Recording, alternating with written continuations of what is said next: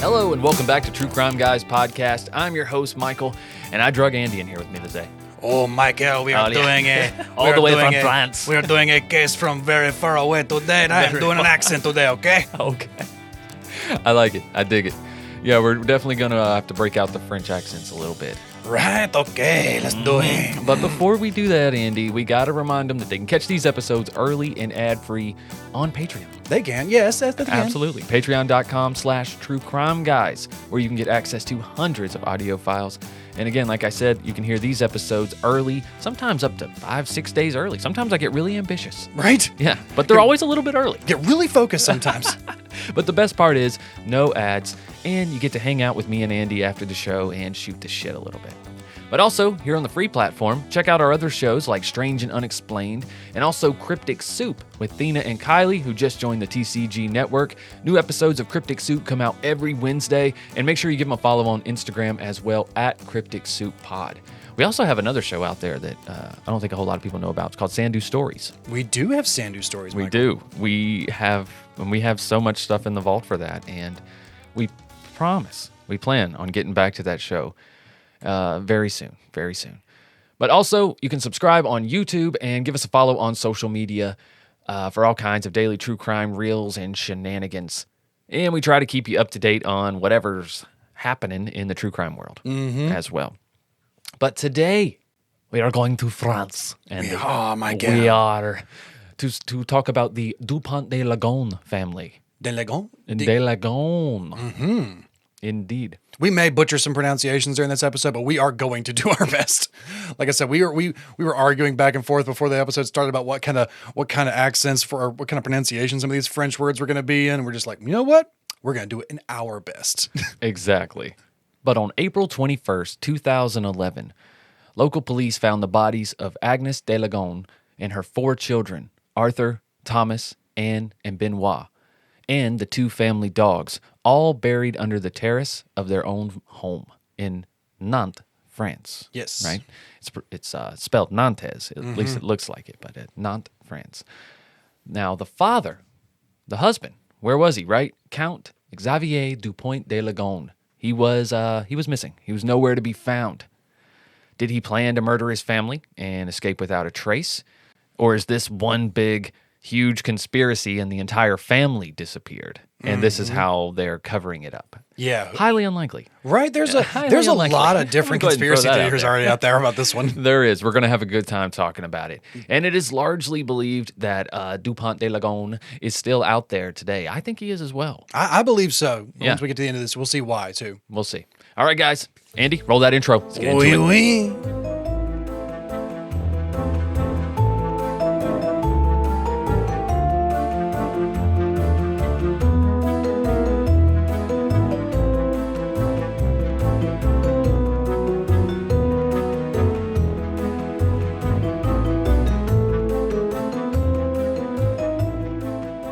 All right, Andy. So we're going to start with a little family history. Okay.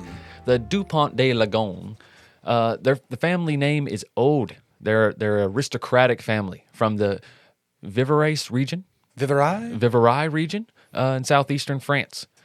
From the Dupont de Ligonnès family came several important military officers, a vicar general, a bishop of Rodez, many mayors, and knights of St. Louis, and of the Legion of Honor. And, of course, our subject of today, Xavier Dupont de Ligonnès. A man who probably killed his entire family. Yes. Yeah, I think his name. Yeah, he does technically have like the count, and like isn't it like still his name or in his title or whatever? It is. Yeah. You I don't think you lose it, but also you can't really earn it. You're kind of just born with it. It's like you're either born owning land or you're not, I guess. Yeah, just like it's like royal lineage in England and stuff. Right. But he was born on January 9th, 1961 in Versailles to Count Bernard Hubert Dupont de Ligonnès, that's a mouthful, right, and Geneviève Therese Maitre. Now, although Xavier was raised and schooled in high society, his professional activities were very, let's say, vague. Right? Okay? Yeah. Yeah. His career was often described as a salesman or a businessman, and that's all. I would love Right. a business card that just says businessman. Just businessman, give me a call. Yeah, give me a call. I do business. I do business, and you can, if you want to do business with me, a businessman, you should call me on my business I am number. a business-minded businessman. Not that it's any of your business, Yes, salesman. but maybe I'd like it to be. Yes. But he started several businesses, most of which were geared towards traveling salespeople and restaurant guests. It seems, though, that none of these ventures really ever took off, right? Or maybe he just liked to not put all his eggs in one basket, Yeah. right? You know, some people think, well, if you do all these different things, then you're not successful at anything. Well, maybe he's moderately successful at all the stuff. Yeah, you can be. Yeah, you can be who knows? moderately successful at multiple things. Exactly. Now let's talk about Agnes a little bit, Xavier's wife. She was born on November 9th, 1962 in, oh my gosh, I'm going to butcher this town name, Andy. Neuilly-sur-Seine? Yeah, Neuilly Sassine, I guess. Neuilly-sur-Seine, which is a suburb of Paris, though. Yeah, suburb of. We could just call it Paris. Right? We could have just said Paris. Yeah. But Xavier and Agnes met in Versailles in the early 80s. They were somewhere around the ages of 17 to 20. They were only a year apart, right, judging by their birth years, so, somewhere around there. However, according to friends, while Agnes was very religious and traditional, Xavier longed for adventure and travel and ended up leaving Agnes. Just go touring the world a little bit, see what's out there, I guess. Yeah, living a little bachelor life. Well, when he returned to Versailles a year later, he discovered that Agnes was pregnant with another man's child. I mean, you snooze, you lose there, but I mean, yeah. Right? I mean, you didn't choose her. No, you dipped out, bro. Yeah, so that's something he has to live with. But despite this, he decided he still loved Agnes, he still married her, and he would help raise this child. So Xavier and Agnes married when her son Arthur was 2 years old. And Xavier immediately recognized the boy as his own son. I mean, from the time he's 2, he's raising him. He's practically his dad. Yeah, if he's raising him, well, if he's that raising boy, him basically since birth. I don't know if he had contact with his birth father at all. But I mean, if he didn't, he never knew any other father. Right? No. So, but he recognized Arthur as his son and even gave him his last name. Now, in the aristocratic circles of Versailles, this just wasn't done. They, if you ain't blood, you ain't nothing. Yeah, or unless you're married in. Exactly, exactly. But I mean, the whole purpose of being married in is to create blood. Yeah. You know what I'm saying? But this was quite controversial, honestly, in those circles. But regardless, Xavier and Agnes built a family together, eventually having 4 children, who unfortunately, along with the dogs and Agnes, like I said, would all be found dead on the property. Mm-hmm. So this case is mostly driven by speculation. It really is. There's not a lot of concrete evidence. It's astounding how much concrete evidence there isn't. Right, and forensic evidence. Holy shit. There is hardly any physical proof. Exactly. So let's start with what we know, okay? Beginning in March of 2011, this is about a month before the murders took place, or the alleged murders, Xavier purchases bullets for a .22 caliber rifle that he inherited from his father. And he also registered at a shooting range north of Nantes, which he visited 4 times between the months of March and April. Yeah, so in just 2 months, he went 4 times to the shooting range. Apparently, even people said, once he inherited this rifle, crazy, he discovered his love for firearms and kept going back to the shooting range. Well, he has to explain it somehow. Yes, and to the one thing they even talk about too, they failed to mention, and some of the I saw one person really talk about this is he very quickly after inheriting a rifle, which he's never been a firearms guy his whole life, right? It's one of the first things he asks about this rifle is, "Can I get a silencer for this?" And he does. He gets a silencer for that rifle. He asks the firearms person, "How do I get a silencer for this?" Mm-hmm. And it's almost one of those things. It's why do you need a silencer for your .22 caliber rifle that you inherited? Already, yeah. You're just learning to shoot, right? Man, talking about tactical gear over here. Yeah, and it's you're not. Yeah, there's no need for you to need a silencer, and it's just one of those alarming questions to ask of Interesting. I'll put a pin in that. Interesting. And I think also to kind of take the pressure and take the focus off of him, he started incorporating his sons. First, he got Thomas and Benoit, which You would think, why skip over Arthur, right? He's the oldest, but because Arthur wasn't his. You know what I'm saying? And I feel like he kind of needed to talk. Maybe he needed to talk with Agnes more about if Arthur was going to be introduced to guns, or for whatever reason, he started taking his younger sons first to the shooting range. Well, also, I think Arthur's at college at this time too.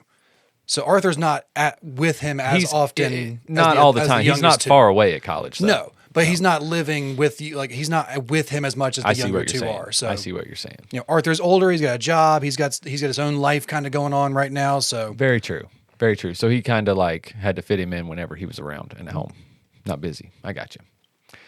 But in addition to all this gun stuff that Xavier was suddenly interested in, the police also found a receipt from a DIY store located in Saint-Maur, which was 320 kilometers, or if you're in the States, 200 miles from Nantes, a 3.5-hour drive away. So why do you need to go to a hardware store 3.5 hours away? Yeah, are you getting something very specific that like only this place, like custom orders, right? Yeah. Not likely. The receipt included a large roll of large bin liners, or basically big trash bags, and a box of adhesive plastic paving slabs. I don't even know. Yeah. It's a real. I mean, I really need to drive 3.5 hours to get these trash bags. They didn't have that brand in my town. I mean, I need the or hefty, any of the towns hefty, between here. Exactly. Now things really start to look fishy on April 1st when Arthur, the oldest son, is missing, and he doesn't turn up for work at the pizzeria that he was currently employed.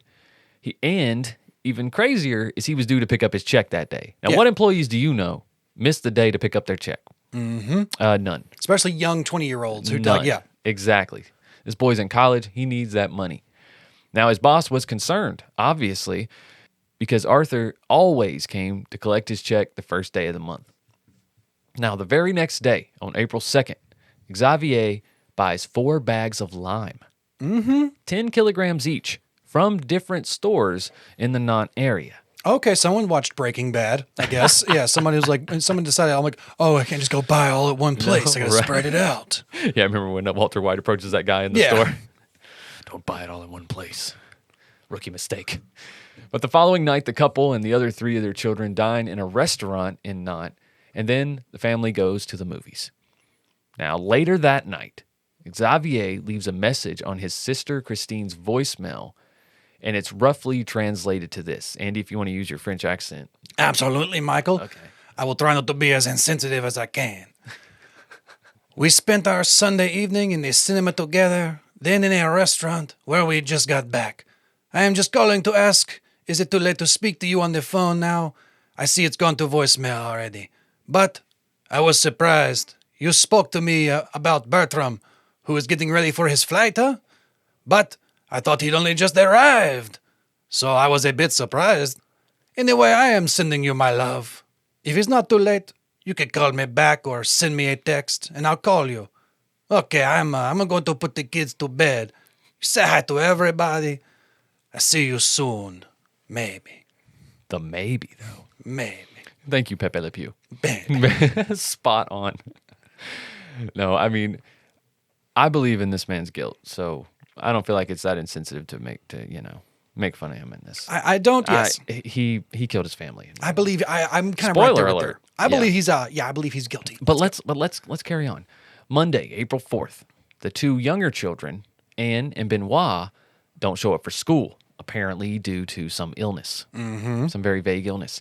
And their friends become concerned when they can't reach them at all, not through text, not even through email. But they start to hear rumors going around the school and the town that the family has left for Australia because their father had a job transfer. Okay, yeah. Yeah. So these friends found this very suspicious that Benoit or Anne, two very good friends of theirs, never mentioned moving at all. Yeah. Why did nobody in the family even remotely know that, this might be coming up or anything? No clue. And Agnes's place of employment had also been informed that she was ill and would not be coming to work. Well, maybe something's going in the family, right? It's running in the family. Right, yes. That's not even that crazy. But what is a little crazy is there was also a follow-up call that stated that she was being hospitalized and couldn't be contacted at the moment. Okay. Awkward. Yeah, Right. that's weird. Even at a hospital, you can contact someone. It's like, is she unconscious? Because, yeah.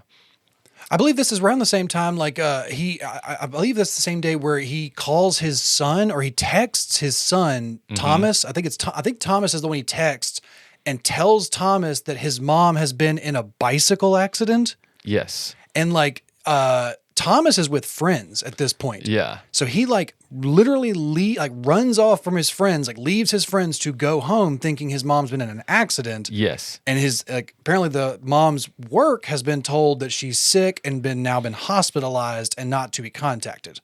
Right. So like you already see that everybody, like there's already these multiple stories that are just coming from different directions. Yep. And it all happens within a few hours. We're about to get to that. We're at around 9 o'clock that day right now. Just before 9 o'clock, rather, Xavier speaks with his sister, Christine, on the phone for 20 to 30 minutes. She said at that time, the conversation was completely normal. She noticed nothing. They were just catching up. Now, that night, Xavier takes his son, Thomas, out to dinner at a high-end restaurant, and the pair arrive about 9 p.m. But 2 waiters remember Thomas was feeling unwell at the restaurant and said that Xavier and Thomas didn't even speak to each other during their meal when they were questioned later. Now, because at this point, this is always a weird part of the story, because there's different timelines like going around depending on the autopsies at this point. Right. Where like some of the theories are saying like they believe that maybe 1 or 2 of the family members may have already been killed at this point when he's dining with Thomas. Yes. So they're trying to figure out like, where is the rest of the family at this time? Yeah. When like Thomas is out to dinner with him, and they don't like it's hard to really pinpoint down everybody's right. You're like, is Thomas the movements. last one alive at this point? Is that what you're getting at? It's hard to pinpoint down each one of the family's movements over this short day, like few days span, because it's, text messages go out, but you can't really prove that those texts came from the family members. And some people, like random witnesses, say, "Oh, I think I saw Agnes on the 4th." Yes. Yep. And then people are saying, "Oh, I thought I saw Thomas on the set." Like people start saying these different things. So when he sees Thomas, convoluted. when you see Thomas at this restaurant, this is the last time like there is like a concrete like documentation. Yes. And nobody can really tell, are the other members of the family still alive at this point? Right. And this dinner seems so uncomfortable. So. And also investigators don't think so. They think that he killed his wife and 3 of the children either on April 3rd or 4th or a combination or overnight, right? And then Thomas on the evening of the 5th, right, when they got done dining. Now, the family's neighbors, like Andy alluded to, they dispute Agnes's death. It's kind of a big point of controversy in this case. Some claim to have seen her as late as the 5th, right? And then, like I said, investigators are putting it 3rd or 4th, but I mean, they're just estimating. They're just estimating based on the autopsies. But they claim to have seen Agnes on the 5th, around lunchtime, and then again around lunchtime on the 7th. But who knows? And like I said, forensic experts couldn't narrow down the exact time of death, or even the exact day. Honestly, they were still a little sketch on that. Because remember, we'll get to it, but he covers the bodies in lime. So yeah, that's what we covered. That he bought all this lime, which sped up composition. Yeah, he puts them in bags and then fills the bags with lime to speed up decomposition, so that when he's gone, so whoever did this, like when the bodies are found, it's almost impossible to say like which one died when and who died first. Exactly. Now, what we do know from the autopsies is that the victims were drugged and then shot with a .22 caliber long rifle, which happens to be the only gun that old Xavier owns at the moment. Xavier, again, has this exact gun, which he inherited from his father just 3 months before these murders. And fun fact, that weapon is not at the house. That weapon is not at the house when they find him. Yep. So it's Thomas, the last son. He's the one that ends up coming home because of the cycling accident with his mom. So I want to talk about Thomas a little bit because there's the most witness accounts of him. Okay. Thomas's friend, who studied music with him, said that Thomas spent Tuesday afternoon with him at his home in Angers, and there they played music together and watched TV. Thomas had planned to spend the night at this friend's home, but his dad called him, urging him to return to Nantes because his mother had been involved in a cycling accident. This bad cycling accident. Exactly. So Thomas took a train home around 10 p.m. The following day, the friend tried to reach Thomas, but received just really short text messages that said, I'm not coming to yours. I'm ill and really ill. I'm not coming to class. Just vague, short sentences that apparently that's not how Thomas texts. No, you don't. How many teenagers do you know? Who texts their friend like that, right? That text like that. Yeah. Even today, I know this is like 2011, Yeah. something like that. It's like at this point, like even teenagers in 2011, they did not text like, can't come, I'm ill. Yeah, no. No, what? But then 2 days later, and this is translated as well. From Yes, French. I You got to understand. understand that too. But still, right? even teenagers, they don't just like they don't text like they're You're right. sending beeper messages. Right, exactly. Like miss meeting, sick. Right, they don't need to save words. But 2 days later, his friend got another text. It said, I'm out of battery. My dad's looking for a new charger for me. And this is the last time that Thomas's friend heard from him, or anyone heard from Thomas, for that matter. Thomas, I'm using quotes here. Yeah, and that's such a weird text message to send regardless. Like even if it's true to an extent, like even if your phone is about to die and your dad is looking for a charger, it's a weird text to just randomly send to your friend and then I never agree. respond. Phone's almost about to die. My dad is finding me a charger. It's like, what? Why did you send me this? In Like, 2011, you don't have a charger? Like, it's just like I said, it's Yeah, just a it's weird, weird huh? text to get almost out of the blue Yeah. when you've like not been communicating with your friend because you've been so sick. Right. But also, during this week, some of the neighbors said that they heard the family dogs howling for 2 consecutive nights in a row. However, the following day, when Arthur's girlfriend comes to the house after not being able to contact him at all, when she knocks on the door, she doesn't hear anything. No dogs are barking, nothing. And she said usually the 2 dogs went nuts. They had 2 labs. Mm-hmm. Now, Everybody said that. Yeah, anytime anybody walked by, like knocked on the door, the dogs were always the first one that you heard every time. Yep. Now, on Friday, Xavier went online for the last time. This would be April 8th from the family home in Nantes. They had the IP address. This was the last time he was online there. And what he did was he sent an email to his sister and his brother-in-law explaining that after having worked covertly for the American Drug Enforcement Administration, or the DEA, the entire family has had to relocate to the United States as part of a federal witness protection program, and no one will be able to contact them for a few years. Mm-hmm. Yeah, this whole like email thing that he sends is very weirdly worded, but it's also it makes absolutely no sense. It's such to me it seems like such a ploy to like I'm just gonna literally just throw things out there and just try to muddy the waters, just muddy the waters. Because they said even that stuff didn't look official, right? It wasn't signed. It wasn't. They didn't sign off sincerely. Love, Xavier, nothing. Yeah. It's just this very formal statement. Now, Stefan Goldstein, the family lawyer, they said it was sent from an IP address, but what if it was sent from their IP address rather, but what if it was written under duress? Either Xavier killed himself or maybe he was murdered. Because at this, Right. There's a very. We'll start getting towards at the very end. Like, a lot of the family, the extended family who's still alive, they have a lot of questions about and like disbeliefs to an extent about whether or not Xavier did these things. Whether or Like not his sister. Yeah, whether or not She wrote a book about it. whether or not these bodies were the family members. So the lawyer is already kind of saying like, what if he wrote this under duress? This email doesn't even seem like you said sincere. Right. Yeah. Christine started a blog in 2013, but she actually has a book out now, and this is Xavier's sister. In 2013, in the blog, which she also had help from her husband as well, Bertram, she mentions an email that her brother wrote to the 2 back in July of 2010. In the letters, Xavier mentions accidents which may befall the family and ends with the words, So I hope that, even after a police investigation, my parents, brothers, and sisters will never be led to believe that I intentionally caused these accidents, even if the evidence is strong, end quote. Mm-hmm.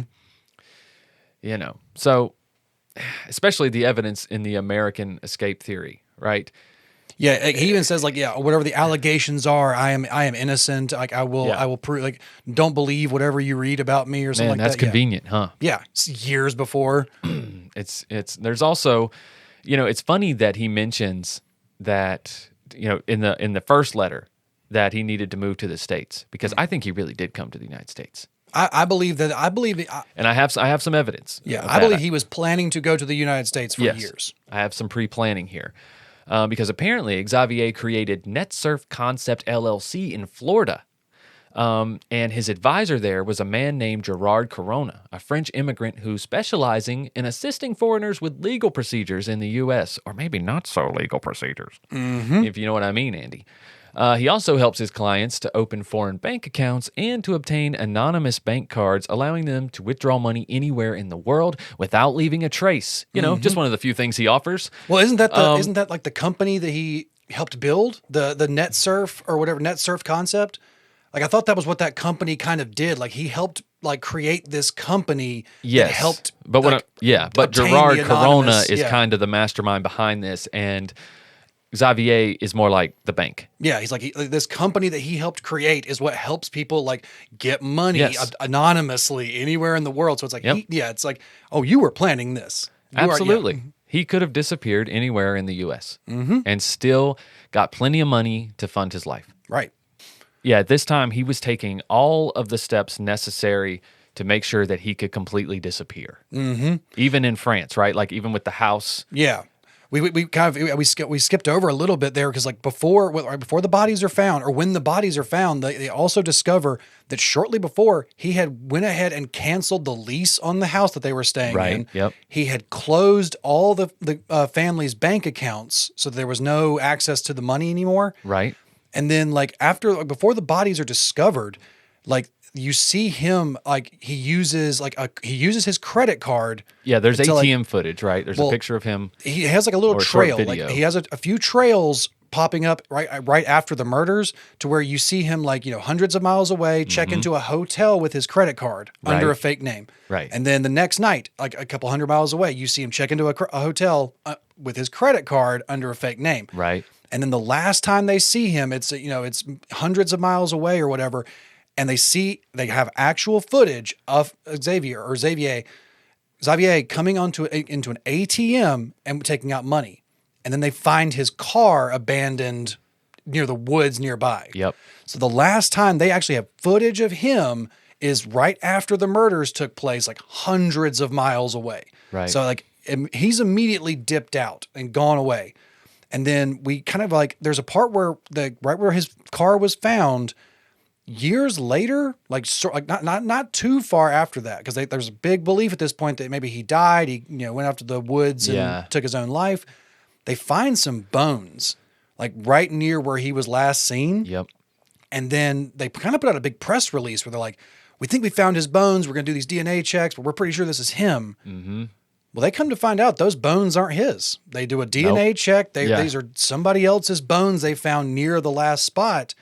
Kind of makes you wonder if he didn't put those there too. It's almost. The man killed his whole family. Killing some random person to stage as his bones. Mm-hmm. That's trying to put his clothes on there. Whatever. Well, within his means. But then, right after they have to put out a press release that says this is not, these are not his bones. Right. And shortly after they put out that release, a journalist in Nantes receives a photo, an actual one of the photos that was possibly taken from the house. It was one of the photos taken from the house because he left a lot of empty frames. Yeah, he took the photos out of the frames. Why leave the frames? Because you can't pack the frames. You can fold the pictures. But what I'm saying is get rid of it, though. It's obvious to investigators that someone who had investment in memories of this house. Mm-hmm. You know what I'm saying? But he is trying to sell the whole thing that they're in protective custody, so they would have taken their photos. Exactly. Yeah. But they get one of the photos of him and Benoit And on the back of the photo is written, "I am still alive." And Yep. it's signed like Count Xavier de Ligonnès. Yeah, he's still alive. And I can't, like, this journalist is just like, who would have this photo? Like, who else would have this? Exactly. So, like, they've basically been, like, searching for him after this point. Because, yeah, they find the bodies. They think that, how could this man have dug under the family's patio? Yeah, and, like, we're going to talk about that. yeah, like, there's a lot of evidence. It's like, this seems so sketchy, but now You know that, how you like, explain it away, Andy? Yeah. Planning. A lot of planning. Long-term planning. to an extent, yes. Yes, he was. All of this, he was waiting on the dominoes to fall. Yeah. Yeah. But in January of 2018, the police get taken on a few wild goose chases before they figured this out. They raided the Saint Desert Monastery? Desert? Desert Monastery. But they raided this place because it was claimed that Xavier was seen there, and he did spend a lot of time there growing up. This was one of his places he would go to reflect. And several of the worshipers claimed that they had seen him there recently. Right. But the investigation was kind of made difficult because they all happened to be taking a vow of silence. Right. Like, just a big game of charades. Like, just write it down. Like, Right. But they were able to determine that the reports were a case of mistaken identity, and the person believed to be Dupont de Ligonnès at the time was a monk who bore a resemblance. Right. That is one of the hardest things about tracking this guy down. There is nothing distinctive about this man. No. He's just average height, average build, average weight, average face. Like, there's nothing distinctual about this man. He could grow a beard and we'll never find him. Yeah, he can blend seriously. in very well. Yeah. So we've been kind of hard on him throughout this episode, Andy. And we like to play devil's advocate, especially here at the end of the show. So I wanted to get some quotes in here from the lawyer, Goldenstein, Xavier's lawyer. They said, "We don't even know when the victims were killed. The autopsy points to death between 10 and 21 days before their discovery. Such imprecision is truly astonishing. In reality, nothing is certain in this affair, other than the fact that some bodies were found at 55 Boulevard, Robert Schumann. Investigations were carried out, but all that they have allowed us to ascertain is that the bodies share the same DNA as each other. Okay, as each other. No analysis has compared this common DNA with that of Agnes. Furthermore, my client confirms that the body's heights and weights do not correspond to the known dimensions of the family members. In my opinion, this constitutes negligence during the autopsy. What I also know is that one man alone cannot dig that hole under the patio, even a man blinded by rage and hatred. It was 2.5 cubic meters, which is 3.25 cubic yards of earth that was displaced underneath this patio. Now, the affair is based on the idea that Xavier killed his family before burying them. No other line of inquiry has been explored. I don't know who killed his family, but nothing about their lives would lead me to believe that anyone would have it in for them to this extent. That is the conclusion of my clients. Since no one could have killed them, the fact is that they are not dead." End quote.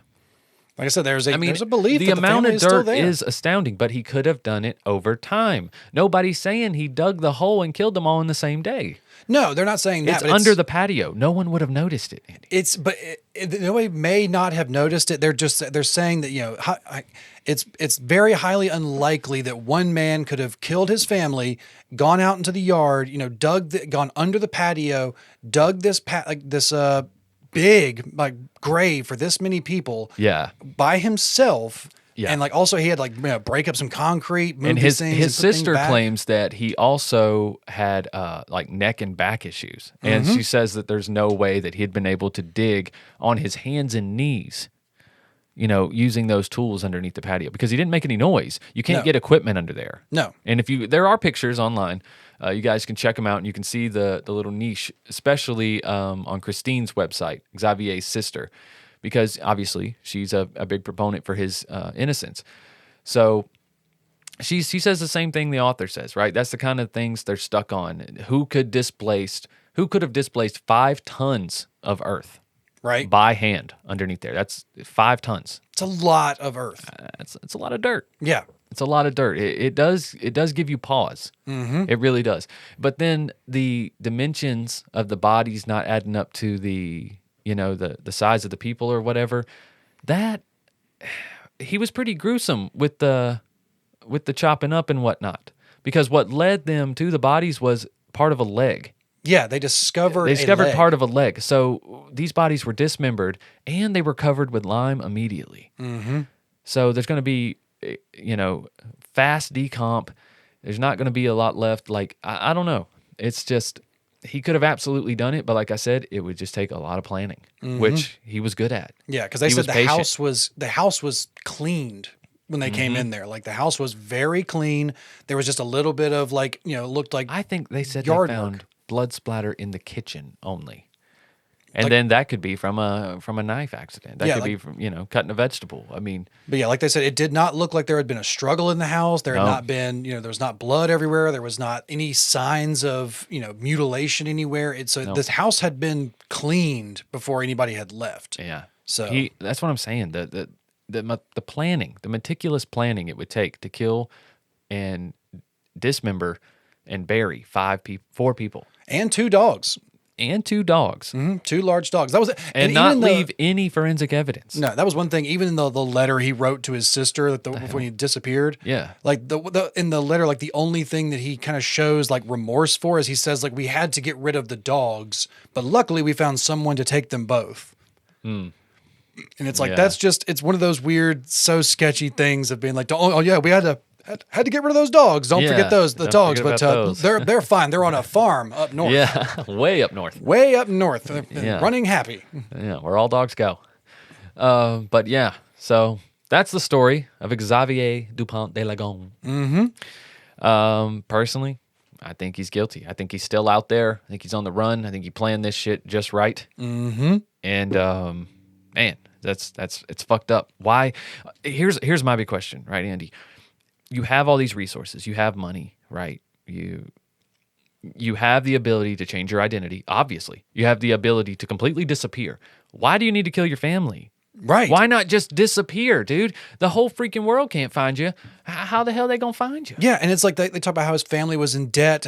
Like so much of some of the family fundings had gone away and stuff like that. Like he only had like $60,000 in debt, and like that's a lot of money, but that's not enough money to like kill your whole family and disappear over. You know what I'm saying? I don't know. Maybe a guy who's raised to never be in debt. You know what I'm saying? Yeah, like, this aristocratic they're very prestigious family, and now all of a sudden he's putting them into poverty. I guess, but you would think that's the only thing I can think of. Yeah. I don't understand that angle. Yeah, it's hard to find. You failed them, so killed them? Yeah, it's hard to find a motive for why this happened. Exactly. So yeah, it's easy to see why the sister and the family still are looking for these answers to be like, I don't believe my brother did this, because there's no motive for this. There is no there was no anger, there was no hatred, there was no divorce on the right. There was nothing other than some debt that was the only thing that they may be able to tie this to.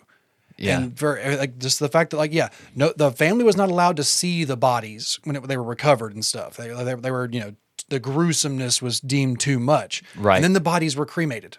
So it's like they were never able to see anything. Right. I can understand the disbelief in this. Exactly. And that was all part of his plan as well. Mm-hmm.